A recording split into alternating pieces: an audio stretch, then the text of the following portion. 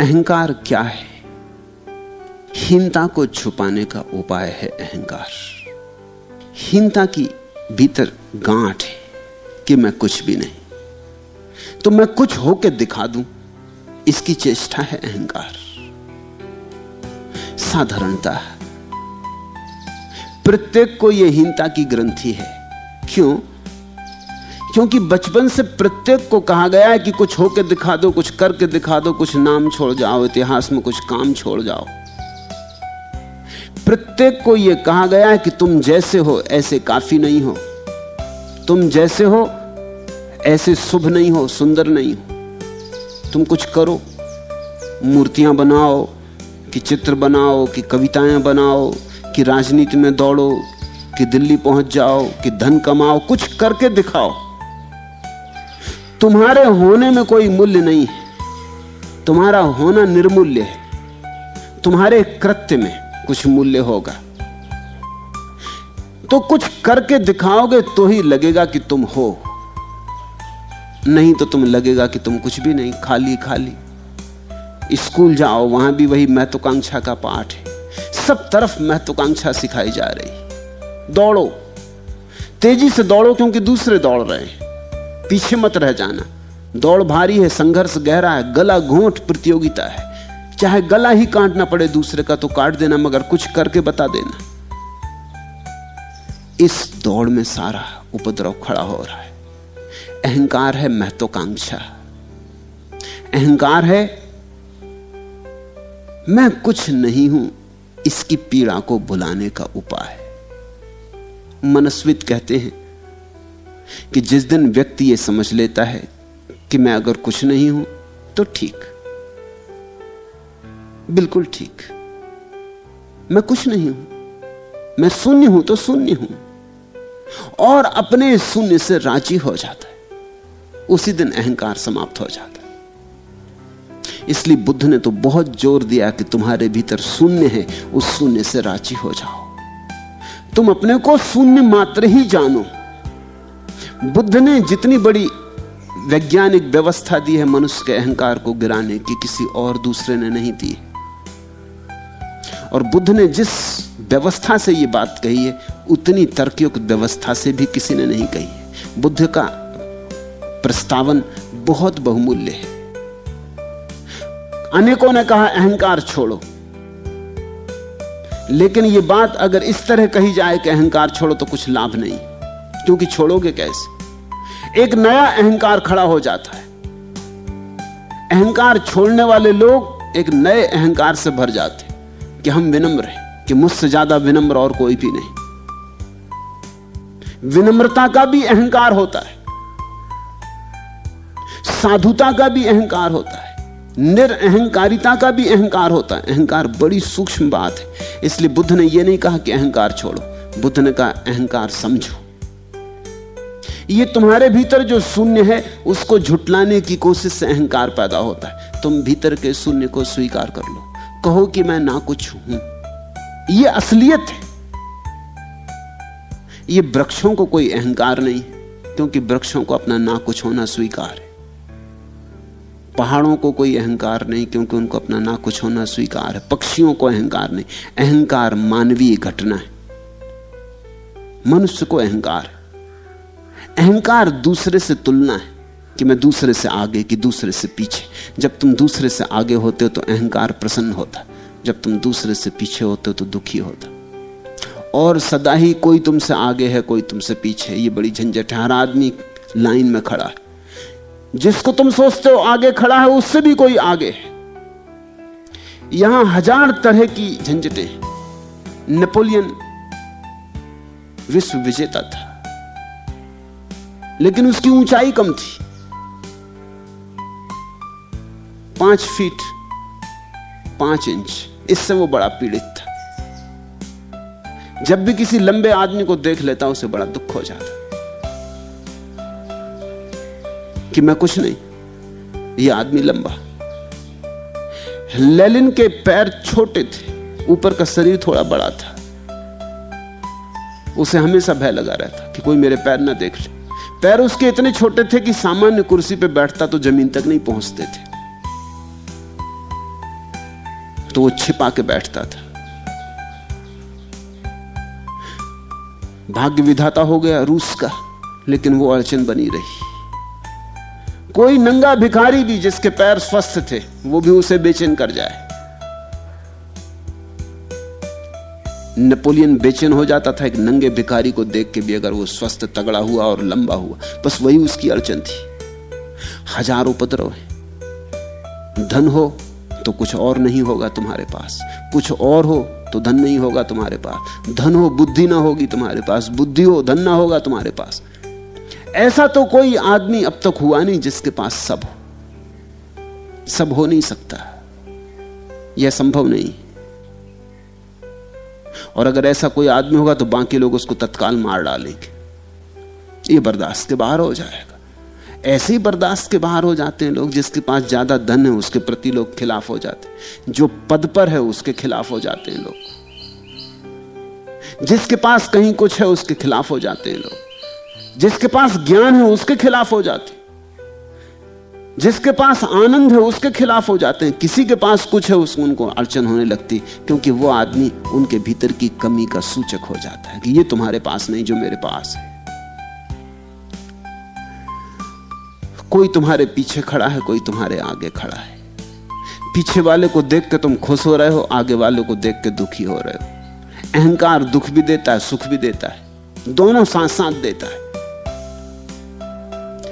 अहंकार का तुम पूछते भी हो कि क्या है अहंकार, इससे कैसे छुटकारा पाएं, तब भी तुम इस बात को ठीक से नहीं देखते। अक्सर ऐसा होता है, जो लोग पूछते हैं अहंकार से कैसा छुटकारा पाएं, वो उतने ही हिस्से से छुटकारा पाना चाहते हैं जितने हिस्से में अहंकार दुख देता है।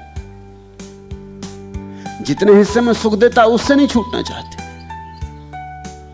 मगर जब तक तुम उससे भी ना छूटोगे जिसमें सुख देता है, तब तक तुम उससे भी ना छूट पाओगे जिसमें दुख देता है। अहंकार छोड़ने का एक ही अर्थ होता है कि तुमने अपनी तुलना करनी बंद कर दी। अहंकार छोड़ने का एक ही अर्थ होता है कि तुमने अपने शून्य भाव को अंगीकार किया और उसी शून्य भाव में तुम अद्वितीय हो गए। तुम्हारी कोई तुलना हो भी नहीं सकती। तुम जैसा आदमी कभी पृथ्वी पे हुआ ही नहीं और ना फिर कभी होगा। तुम्हारे अंगूठे का निशान तुम्हारे ही अंगूठे का निशान है। सारी दुनिया में इतने लोग हो चुके हैं, अरबों खरबों, मगर किसी के अंगूठे का निशान तुम्हारे अंगूठे का निशान नहीं है। और तुम्हारे व्यक्तित्व का ढंग भी तुम्हारा ही है। तुम तुलनीय नहीं हो। तौले की झंझट में पड़े, तौलो मत, तुलना मत करो, कंपैरिजन मत करो। तुम जैसे हो उसे स्वीकार कर लो। तुम जैसे हो वैसा होना पर्याप्त है। ऐसा तुम्हें प्रभु ने बनाया, इसको तुम धन्यभाग मानो, इसके लिए धन्यवादी हो और इस शून्य में राजी हो जाओ। तुमसे फिर बहुत होगा, लेकिन वो अहंकार के कारण नहीं होगा, वो तुम्हारी सहज प्रकृति के कारण होगा। जैसे नदियां सागर की तरफ बहती हैं, ऐसा तुमसे भी बहुत बहेगा। हो सकता है गीत रचा जाए, मूर्ति बने, होगा ही, क्योंकि जहां ऊर्जा है वहां कुछ घटना घटती रहेगी। लेकिन उस घटना के घटने में न तो चिंता रहेगी, न आपाधापी रहेगी, न दूसरों से प्रतियोगिता रहेगी, न स्पर्धा रहेगी। अभी तो तुम इस अहंकार के नाम पर सिर्फ अपने भीतर के शून्य को ढांकते हो, घाव को ढांकते हो। जैसे घाव पर कोई फूल रख ले, फिर घाव बड़ा होता जाता है तो और बड़े फूल चाहिए, और बड़े फूल चाहिए। फिर धीरे धीरे ऐसा हो जाता है कि घाव को छिपाने में ही जिंदगी बीत जाती। घाव छिपता नहीं और जिंदगी समाप्त हो जाती। और जिससे तुम घाव को छिपा रहे हो वही तुम्हारी फांसी बन जाती। किसी को किसी ढंग से अपना अहंकार भरना है, किसी को किसी और ढंग से। अंततः जीवन उसी अहंकार के भरने की कोशिश में नष्ट हो जाता है। तुमने ये पुरानी पौराणिक कथा सुनी होगी।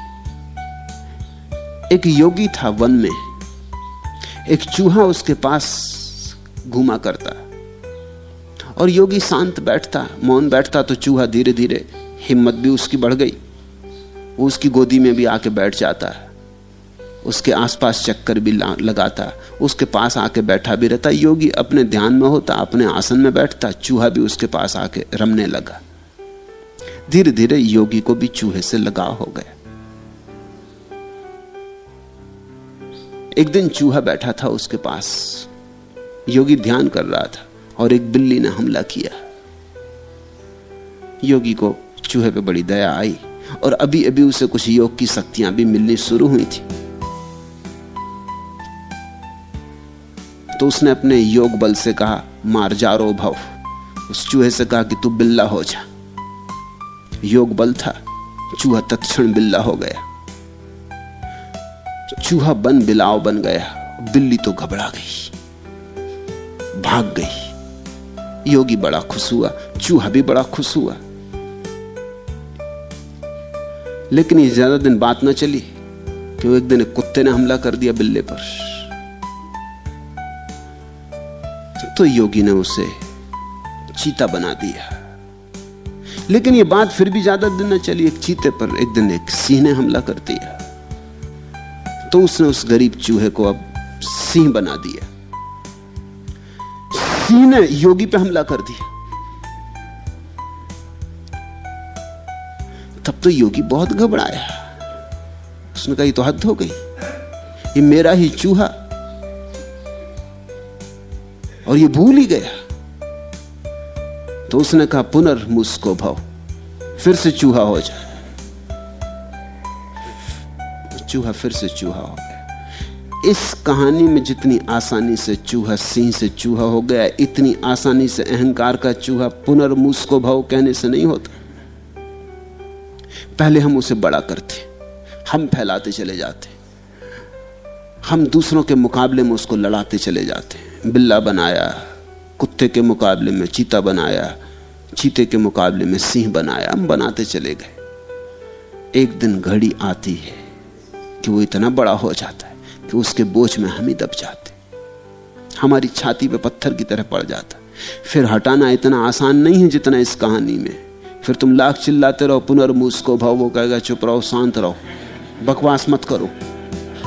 तुमने देखा ना, तुम्हारा मन अक्सर, तुम मन के साथ प्रयोग करके देख सकते हो। तुम सोना चाहते हो और मन अपनी बकवास में लगा है, तुम कहते हो भाई चुप हो जाओ, कहता तुम चुप रहो। तुम्हारा मन तुमसे कहता तुम चुप रहो। तुम कहते हो मुझे सोना है, वो कहता फिजूल की बातें ना करो, अभी हम अपने काम में लगे। तुम्हारा मन और तुमसे ही टें। अब इतना आसान नहीं। इसको तुमने ही पाला, इसको तुमने ही बड़ा किया, इसको तुमने ही संभाला, इसको तुमने ही ऊर्जा दी। ये तुम्हारी ऊर्जा के बल पर आज अकड़ रहा है। लेकिन धीरे धीरे तुम इससे दबते गए, धीरे धीरे तुम छोटे होते गए और ये बड़ा होता गया। तुमने जिस शून्य को दबाने के लिए इसे खड़ा किया था वो तुम हो। शून्य हमारा स्वभाव है, शून्यता हमारा गुणधर्म है। उस शून्य को दबाने के लिए अहंकार खड़ा किया। अब ये अहंकार खड़ा हो गया, अब ये तुम्हें दबा बैठा। पहले तुम बड़े खुश हुए कि चलो इसके सहारे दूसरों को हमारा शून्य नहीं दिखाई पड़ता, दूसरों के सामने अकड़ के चल लेते हैं, दुनिया में ख्याति फैल रही, नाम हो रहा। फिर ये बहुत अकड़ गया, फिर इसने तुम्हें जोर से दबा लिया। अब तुम घबराते हो कि इससे कैसे छूटे, ये तो गर्दन दबाए दे रहा है। लेकिन अब इतना आसान नहीं। एक बार तुमने इसके हाथ में बागडोर दे दी तो लेने में समय लगेगा। कभी कभी जीवन भर लग जाता है, कभी कभी अनेक जीवन लग जाते। जब जाग जाओ तभी से दो काम शुरू कर दो। एक कि अब इसे और शक्ति मत दो, दूसरा कि अपने शून्य भाव का धीरे धीरे स्मरण करो। इस भाव में रमो कि मैं ना कुछ हूं। पहले तो बहुत कष्ट होगा, मैं ना कुछ, यही तो जिंदगी भर मानना नहीं चाहा। दुनिया तो यही कह रही थी कि तुम ना कुछ हो, लेकिन तुमने इंकार किया। दुनिया तो मानना ही चाहती थी कि तुम ना कुछ हो, मगर तुम न माने। अब अपने से मानने में बड़ी अड़चन होगी। इसी को तो सन्यास का सूत्र समझना है। मैं ना कुछ, मैं एक शून्य मात्र, बांस की पोंगरी। अगर मुझसे कुछ होता भी है तो वो परमात्मा का, मेरा क्या, उपकरण मात्र। वो जो चाहे करा ले, न चाहे न कराए, चाहे राजा बना दे और चाहे प्यादा बना दे, जो उसकी मर्जी। मर्जी उसकी, खेल उसका।